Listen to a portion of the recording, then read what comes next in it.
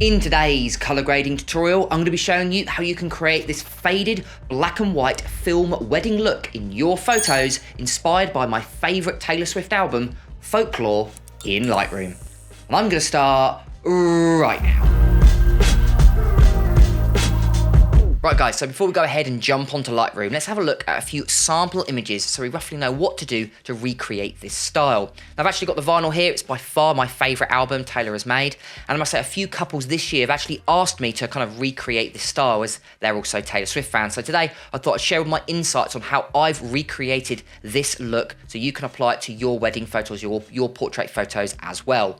So let's have a look at a few sample images. So as you can see, we've got this very strong black and white effect, and there's definitely a very strong faded look in the shadow regions. Now, I'm not sure if these photos were actually shot on a film camera. They definitely look like they have been, but we can actually recreate this effect even if we've shot it on a digital camera. We've got that nice film, that natural film look, and there's possibly a few film artifacts in there as well, but I'm not too sure. But that's, again, definitely something we can create either in Lightroom or Photoshop, and I'll show you guys how we can do that. Right, so let's go ahead and jump onto Lightroom, and this is the photo we're going to be editing today. Okay, so firstly, go ahead and open up the Develop panel. Then what we're going to do is drop down to the Basics panel. Now, although we're not editing in color, first thing I recommend is making sure that you've got the correct white balance. Once you've got that, make sure to go ahead to this button here where we can go ahead and convert it into black and white.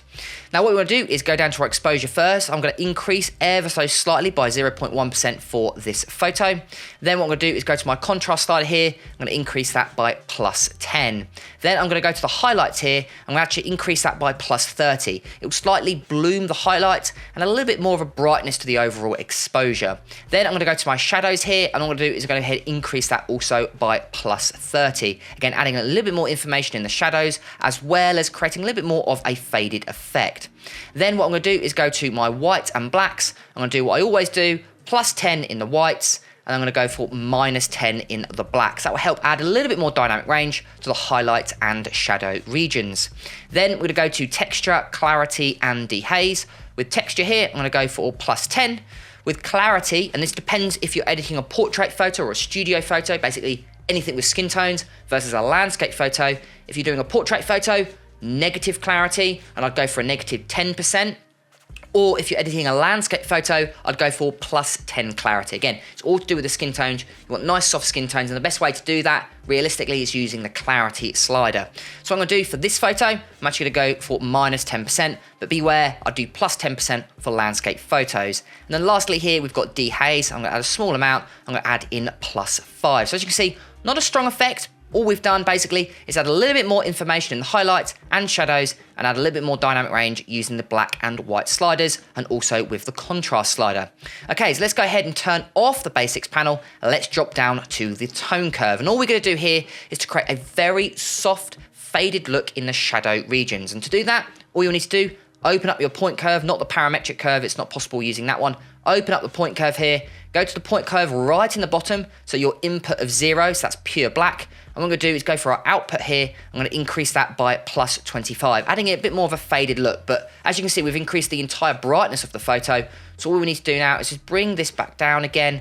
And what I'm going to do is add a little bit more brightness in the mid-tones and maybe slightly bring down the shadow regions here. So we're almost going for this kind of Nike tick. So we've got this little swoosh at the end, I suppose. Not very strong, but nice and subtle, as you can see. So we'll go for an effect similar to this. So yeah, I'm pretty happy with that. So what we're going to do is turn off the tone curve. And what we're going to do is go all the way down. Make sure if you want to sharpen the photo, we can open up the details panel. We can also add in noise reduction if that's something you want to do. But because we're adding in grain later on, it's not something I usually bother with. Plus, because this is a digital photo and it's in focus, and obviously I'm using a decent lens, this was shot at f4.5. The image is quite sharp. So if you do want to soften up the image, you can actually reduce the clarity ever so slightly. But what we're going to do is actually go into the masking panel later on. We're going to do a few tweaks in there to get the best results possible. But if you do want to sharpen the photo, again, you can do that in the details panel. Then what I'm going to do is go to lens correction. Make sure your lens corrections are turned on.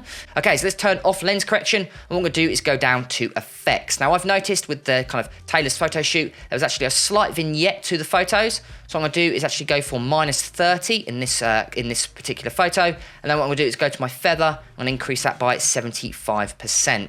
Now with grain, what I'm gonna do is zoom into the image.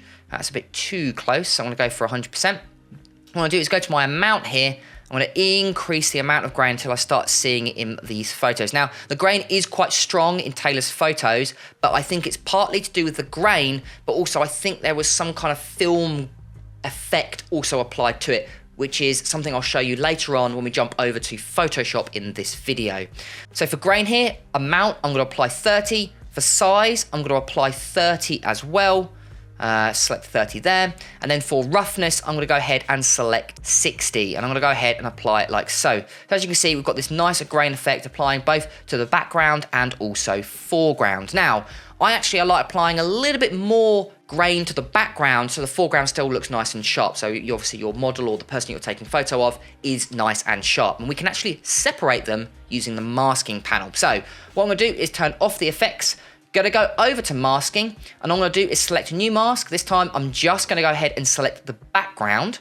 Then once the background is selected, I'm gonna drop all the way down. I'm gonna go ahead and select grain. Now this is only possible if you've just recently updated Lightroom, as this was recently added as a new firmware. So if you're noticing grain isn't possible in masks, make sure to go ahead and update your Lightroom Classic. So with amount, I'm gonna go ahead and increase 30 there.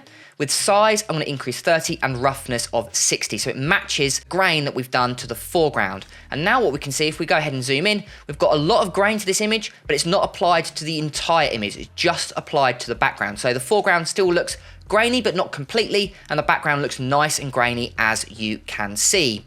So pretty much, I'm really happy with this. But if you want to add another level of effect and add these really cool retro film grains, I'm going to quickly show you now. Right, so all I've done is I've simply brought this photo or exported it out of Lightroom, and then I brought it into Photoshop. And what we're going to do is we're going to apply some film grains. Now, I'm offering these for free, so all you need to do is simply go to the link in the description. I've got 10 film grains that we can use as an overlay to apply it to this photo. So although we've already added grain, what I recommend doing is I'm going to go to my Finder window here. You can see that we've got these 10 grain effects. We've got 1, 2, 3, 4, 5, 6, 7, 8, 9, and 10. And obviously some are slightly stronger than others. I actually really like texture 4 because it's got this kind of little pattern at the bottom here.